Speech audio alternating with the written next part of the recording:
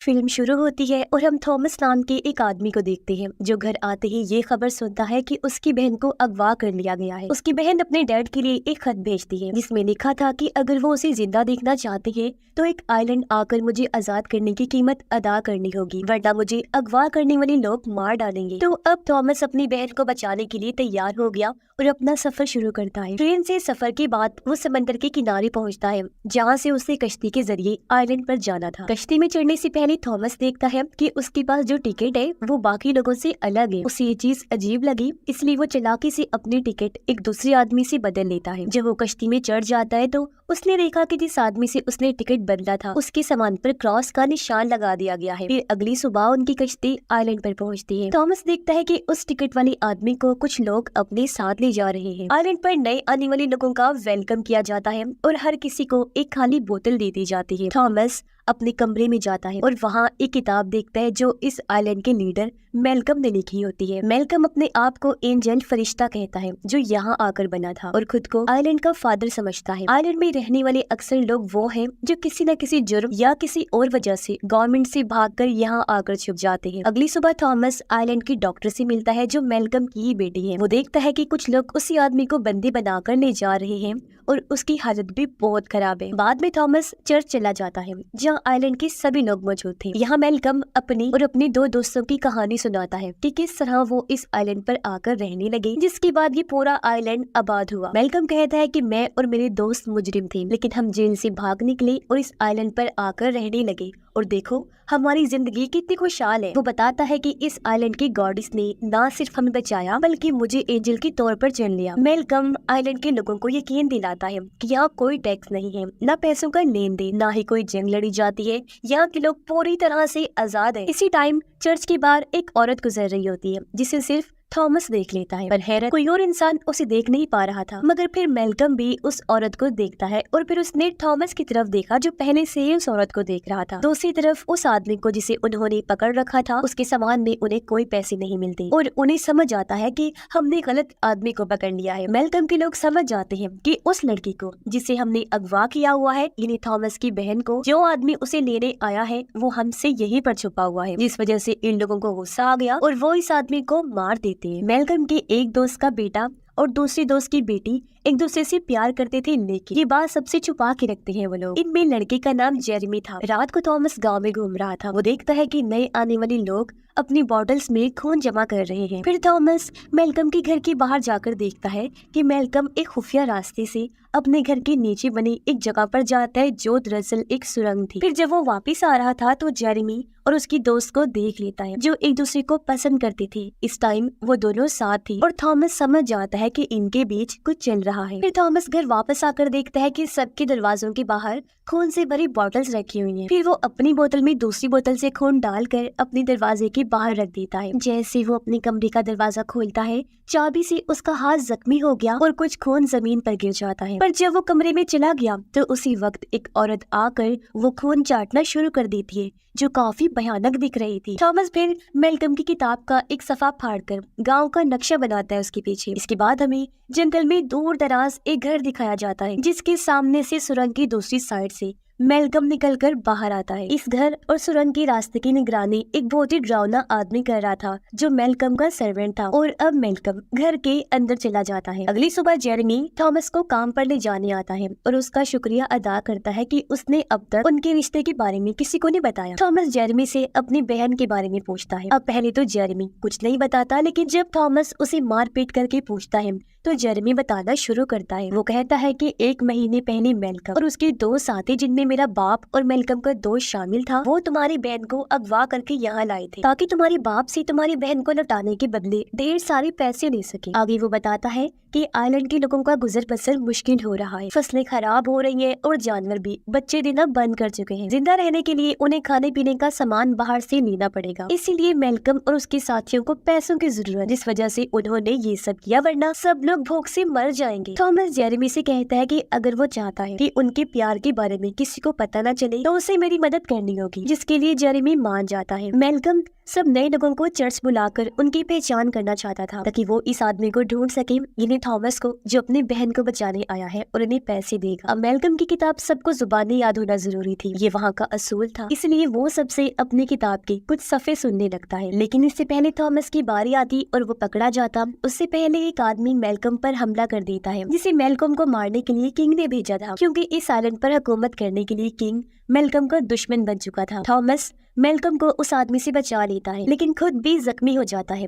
अब हमला करने वाले आदमी को मार दिया जाता है और मैल्कम थॉमस को अपनी डॉक्टर बेटी के पास लेकर आता है। यहाँ मैल्कम थॉमस से वादा करता है कि मैं हमेशा तुम्हारा वफादार रहूंगा, क्योंकि तुमने मेरी जान बचाई है। अब मैल्कम और उसके दोनों दोस्त पूरी कोशिश कर रहे थे ताकि जल्द से जल्द उस आदमी को ढूंढ सके और उससे पैसे हासिल कर सके। रात को थॉमस की बहन को सबके सामने लाया जाता है और मैल्कम ऐलान करता है कि ये लड़की एक एजेंट है जो किंग ने भेजी है और इसके साथ उसका एक साथी भी इस गांव में छुपा हुआ है। फिर मैल्कम धमकी देता है कि अगर वो आदमी सामने नहीं आया तो इस लड़की को मार दिया जाएगा। अब हालांकि ये धमकी सुनकर थॉमस अंदर से डर गया था, लेकिन वो फिर भी बाहर नहीं आता, इसीलिए उनका ये प्लान भी नाकाम हो जाता है। अगली सुबह थॉमस की बहन को जंजीरों से बांधा होता है और कुछ बच्चे उसे तंग कर रहे होते हैं। मैल्कम की बेटी उसे खाना देने आती है और बच्चों को वहाँ से डांट कर भगा देती है। मैल्कम और उसका साथी बातें करते हैं कि आज रात एक फेस्टिवल त्योहार रखेंगे, सब लोग जब इस फेस्टिवल में आएंगे तो हम उनके घर की तलाशी लेंगे, पैसे भी मिल जाएंगे और वो आदमी भी। रात को जब सब फेस्टिवल एंजॉय कर रहे होते हैं, थॉमस जेरेमी की मदद से मैल्कम के घर की दीवार तोड़कर सुरंग में घुस जाता है। उधर मैल्कम और उसका साथी जब तलाशी ले रहे थे तो थॉमस के कमरे से उन्हें नक्शा मिल जाता है जो उसने बनाया था और उन्हें शक हो जाता है कि थॉमस अभी उनके घर में ही है। मैल्कम बाहर खड़े अपने दोस्त यानी जेरेमी के डैड को कहता है कि वो जाकर मेरे घर की तलाशी ले और इस लड़के को पकड़ ले। जब जेरेमी के डैड मैल्कम के घर के बाहर पहुंचे तो जेरेमी को वहां पाकर वो उसे भगा देते हैं, क्योंकि वो समझ गई थी कि थॉमस की मदद करने वाला और कोई नहीं बल्कि मेरा बेटा जेरेमी है। उसी वक्त मैल्कम और उसका दोस्त भी वहां आ जाते हैं। मैल्कम का दोस्त थॉमस को पकड़ने के लिए सुरंग में दाखिल होता है और मैल्कम की बेटी ये सब देख लेती है। फिर मैल्कम अपने घोड़े पर सवार होकर सुरंग की दूसरी तरफ चला जाता है। अब सुरंग से निकलने वाले दोनों रास्ते बंद हो चुके थे और थॉमस खुद को बचाने के लिए सुरंग में मौजूद खून से भरी नाली में चला जाता है। वहाँ उसे खौफनाक औरत नजर आती है जो उसकी तरफ बढ़ रही होती है और ये वही औरत थी जो खून को चाट रही थी। थॉमस को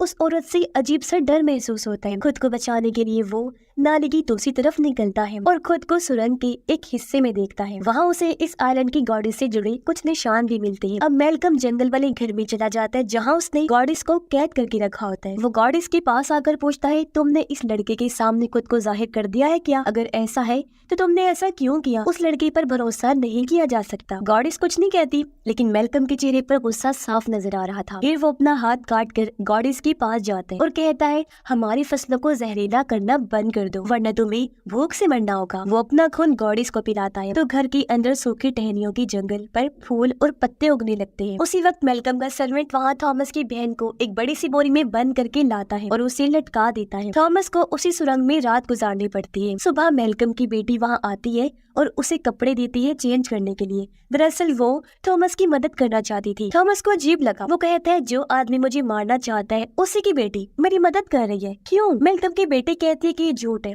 मेरे डैड कातिल नहीं हो सकते। तब थॉमस उसे बताता है कि तुम्हारा बाप एक बुरा इंसान है और झूठा एंजल बना हुआ है और उसी ने मेरी बहन को अगवा करके यहाँ कैद किया हुआ है। अब मैल्कम की बेटी को थॉमस से हमदर्दी थी और वो उसे सूखे हुए खेतों में लेकर जाती है और कहती है कि यहाँ तुम्हें कोई ढूंढ नहीं पाएगा, ये फसलें जहर से तबाह हो चुकी है और यहाँ कोई नहीं आता, तुम बिल्कुल महफूज रहोगी यहाँ पर। मैल्कम अपने दोस्त के घर जाता है, लेकिन उसका घर खाली पड़ा था क्योंकि वो अपना सारा सामान लेकर वहाँ से जा चुका था। फिर मैल्कम समंदर किनारे जाता है जहाँ उसका वही दोस्त वहाँ से जाने के लिए अपनी कश्ती तैयार कर रहा था। वो मैल्कम से कहता है कि अब उसे मजीद इन सब चीजों में नहीं पड़ना, मैं अपने बेटे को लेकर यहाँ से जा रहा, यानी कि जेरेमी को। मैल्कम उसे रोकता है और कहता है, हम तीनों ने इस आइलैंड को मिलकर बनाया है, तुम उसे ऐसे छोड़कर नहीं जा सकते। दूसरी तरफ जेरेमी अपने दोस्त के घर आया तो वो उसे बताती है कि मैं तुम्हारे बच्चे की माँ बनने वाली हूँ। जेरेमी अब उसे कोई चीज देना चाहता था जो देने वो बाहर जाता है, पर तभी यहाँ उस लड़की के डैड आ गए। उन्हें भी पता चल चुका था कि मेरी बेटी बेटी प्रेग्नेंट है। वो अपनी बेटी से कहते हैं कि ये बच्चा तुम्हारी मौत की वजह बनेगा, लेकिन उसकी बेटी कोई बात नहीं मानती। पर जब जेरेमी वापस आया तो देखता है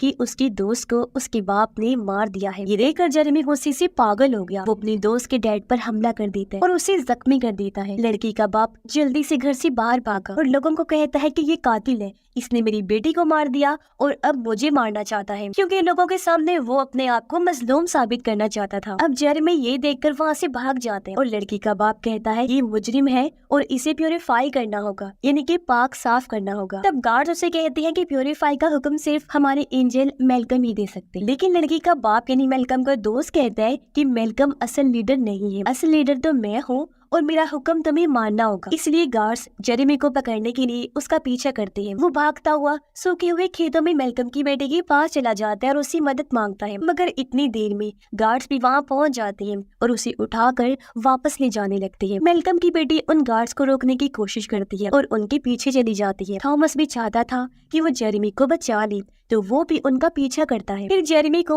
मेलकम की गद्दार दोस्त के पास लाया जाता है, जहाँ वो कहता है कि हमें फौरन इसे प्योरीफाई करना होगा। फिर प्योरीफाई के नाम पर वो उसे मार देते हैं, हालांकि मेलकम की बेटी उन्हें रोकती भी है और फिर यहाँ थॉमस को भी पकड़ लिया जाता है। इसी दौरान मेलकम और उसका दोस्त यानी जेरेमी के डैड भी वहाँ पहुँच जाते हैं, लेकिन तब तक बहुत देर हो चुकी थी और जेरेमी मर चुका था। जेरेमी के डैड उसके लिए बहुत रोते हैं। तब मेलकम का दूसरा गद्दार साथी अपने गार्ड्स को कहता है कि इसे यहाँ से ले जाओ। मेलकम अपने उस साथी से कहता है कि ये सब तुमने ठीक नहीं किया और असली लीडर मैं ही। तब उसका साथी जवाब में कहता है कि तुम नहीं बल्कि मैं हूँ असली लीडर। वो मेलकम को लोगों के सामने बुज़दिल और कमजोर साबित करने के लिए कहता है कि ये एक झूठा एंजल है और इसी की वजह से आज हमें बुरे दिन देखने पड़ रहे हैं। फिर वो मेलकम को कहता है कि अगर वो असली लीडर है तो अपने आप को साबित करें, जिसके लिए तुम्हें सबके सामने थॉमस को खत्म करना होगा, जो चीज तुम्हारी बेटी भी देख। जब मेलकम थॉमस को मारने के लिए आगे बढ़ा तो उसकी बेटी बीच में आकर उन्हें रोकने की कोशिश करती है, पर मेलकम कहता है कि नहीं, अब यही ठीक होगा कि हम इसे मार दें। लेकिन इससे पहले वो थॉमस को मारता